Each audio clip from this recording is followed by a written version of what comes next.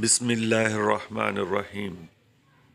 تم لوگ تکبیر کی آواز سن لو تو نماز کے لیے چل پڑو۔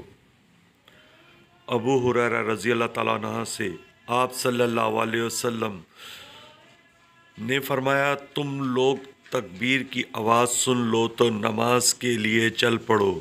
سکون اور وقار کو پکڑے رکھو، دوڑ کے مت آؤ، پھر نماز کا جو حصہ ملے اسے پڑھ لو، جو نہ مل سکے اسے بعد میں پورا کر لو۔ دین کی حق بات کہنے سننے کی اللہ توفیق دے، ہماری اور سب مسلمانوں کی مغفرت فرمائے، برکتیں فضل رحمتیں نازل فرمائے۔ اس کو شیئر کرنے والے اور آگے بھیجنے والے سب کی مرادیں پوری کرے۔